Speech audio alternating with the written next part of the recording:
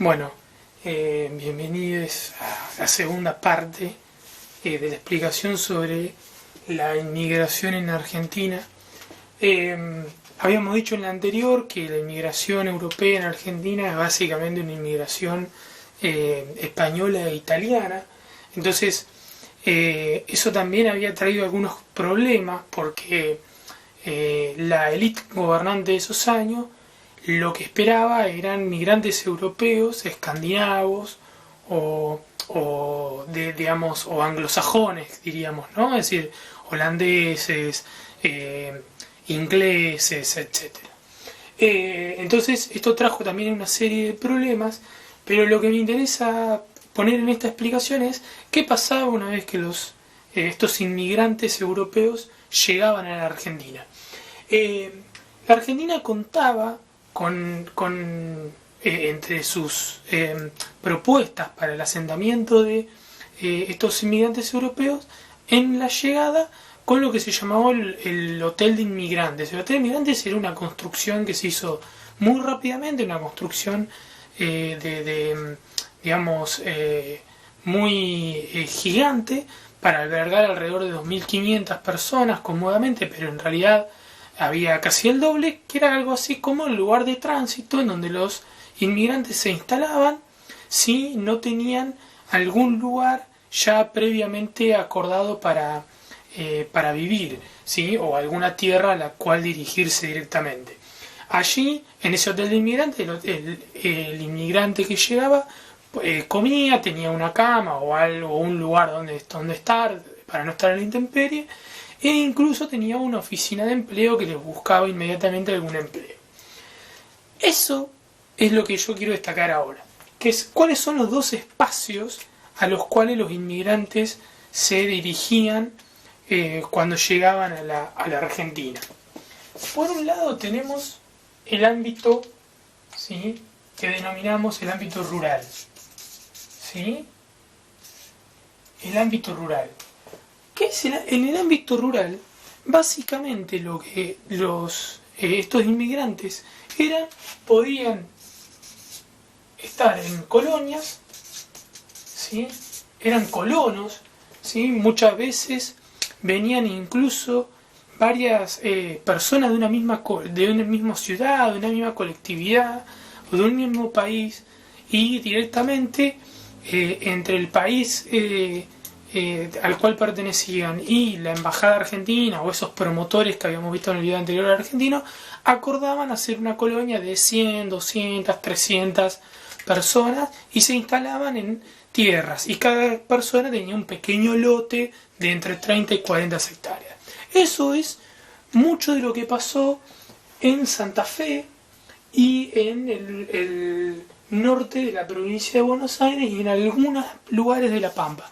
Por ejemplo, ¿sí?, La Pampa sigue conservando incluso sus nombres, como Colonia Barón, ¿sí?, Colonia Inés y Carlota, etc. Son pueblos que en algún momento se pensaron como colonias de pobladores inmigrantes rurales, y por lo tanto esos colonos rurales tenían justamente la misión de esto, ¿no?, de colonizar, entre comillas, áreas que no estaban siendo productivas, sobre todo.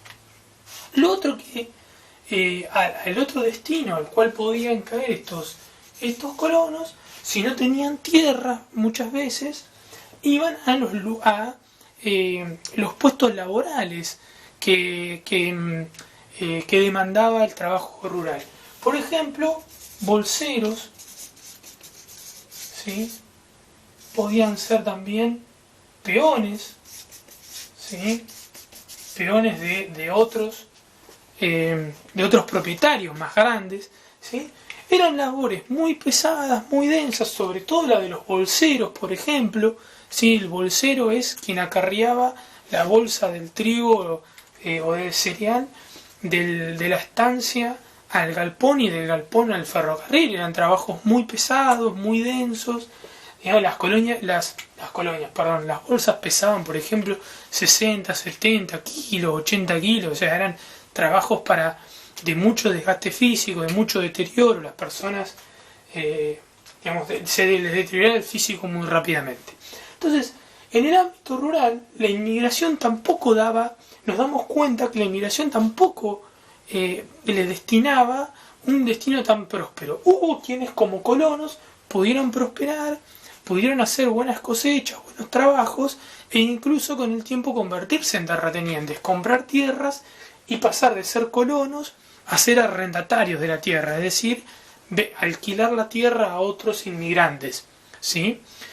Esto también tiene todo un problema, ¿por qué? Porque el destino muchas veces de esas tierras, en lugar de ser un destino de pequeños productores o de pequeños productores, de pequeños propietarios de tierra, terminaron concentrando tierras en pocas manos en algunas áreas, arrendando y sometiendo muchas veces a estos pobladores rurales a través de las deudas que iban teniendo. Pasamos ahora, lo hago rápidamente, pero ustedes lo van a poder apreciar mejor por ahí en ese otro video que también yo les marqué para hacer en el práctico. Vamos ahora al ámbito urbano, ¿sí? A la ciudad, vamos a ponerle ciudad directamente. ¿Sí? ¿Qué pasaba con quienes en lugar de irse al ámbito rural, ¿sí? Iban, por ejemplo, se quedaban en la ciudad? Básicamente las ciudades, obviamente son Buenos Aires, ¿sí? Los alrededores de Buenos Aires, Santa Fe, ¿sí? La ciudad de Santa Fe, Rosario, las grandes capitales, ¿sí? ¿Por qué? Porque eran los lugares en donde, por ejemplo, estaba la actividad industrial o semi-industrial más importante, ¿tá? O donde estos inmigrantes podían instalarse incluso con comercios, ser pequeños comerciantes, porque había algunos que venían con algún oficio ya desde su país natal. Entonces, en la ciudad, ¿qué era lo que pasaba? Entonces, estos inmigrantes se instalaban muchas veces, a veces se instalaron en barrios, hay barrios muy, muy clásicos, por ejemplo en Buenos Aires, ¿sí? Barrios muy clásicos de inmigrantes, como Boedo, como Pompeya, ¿sí? Ciudades que tienen mucha tradición, pero además estos inmigrantes muchas veces se instalaban en lo que se denominaba el arrabal o en las afueras de lo que en ese momento era el casco central de Buenos Aires. Entonces, acá había un elemento de vida que era muy importante, un lugar que era el conventillo. ¿Sí? ¿Qué era el conventillo? Los conventillos eran por ahí casas, lo que se llamaban a veces casas chorizo, o grandes casonas que propietarios con mucho dinero lo que hacían eran subdividirlas, es decir, arrendar las piezas. Esos alquileres eran muy caros, muy onerosos, pero a estos inmigrantes no les quedaba otra. ¿Por qué? Porque trabajaban en la ciudad y tenían que tener un lugar para vivir, y comprar una casa era muy caro, no había viviendas sociales en esa época.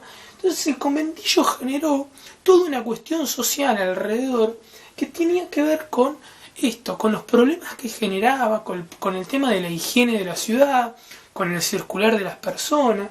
Junto con los conventillos también empezaron a nacer barrios populares, nosotros diríamos villas, pero son barrios muy populares, es decir, donde se instalaban en los lugares donde podían, y ahí nomás armaban un pequeño rancho de madera y de chapa, ¿sí? Es decir, lugares que no eran los ideales para vivir, pero eran los que estas personas les tocaban, porque además en esos conventillos también empezaban a hacer toda una cultura alrededor de estos nuevos inmigrantes, entre ellas, por ejemplo, el tango.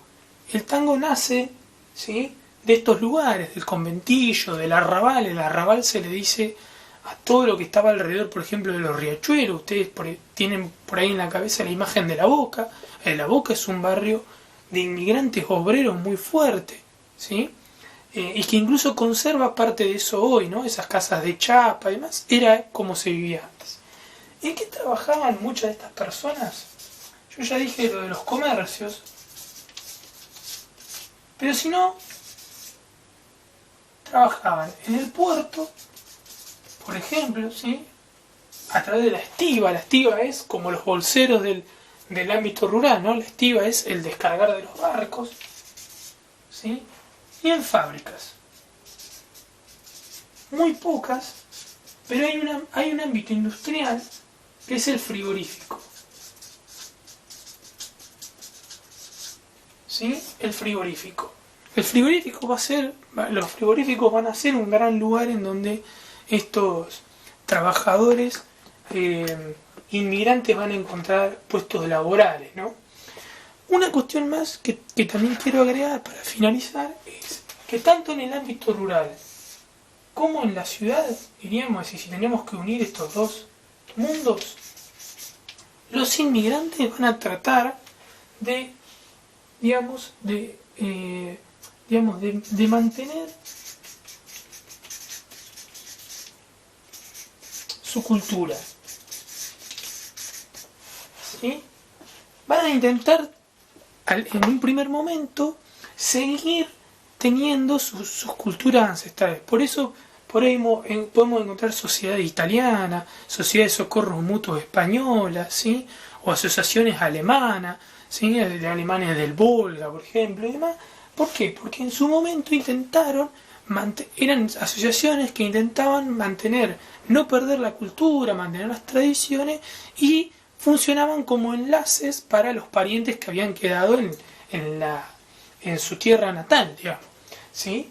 Esta cultura se va a seguir sosteniendo, pero claro, ¿qué pasa? Muchos de estos inmigrantes se asientan acá, tienen familias acá, y sobre todo sus hijos, sus hijas y muchos de ellos mismos van a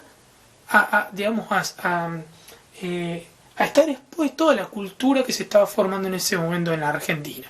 Y una de las cuestiones muy importantes que va a ser que después muchos de estos hijos e hijas de estos primeros inmigrantes se sientan más argentinos o argentinas que españoles o italianos o alemanes, va a ser la escuela, que va a fomentar una educación, digamos, que iguale, ¿no? Una educación que unifique culturalmente al país, ¿no? A través de la lengua, de los símbolos patrios, de las fechas patrias, etc. Bueno, espero que esta segunda parte les haya quedado más o menos en claro de qué hablamos. Trato de hacerlo rápido para no aburrirle, y también para que en clase sería mucho más fácil, pero acá estoy como hablando solo. Así que bueno, te mando un gran abrazo.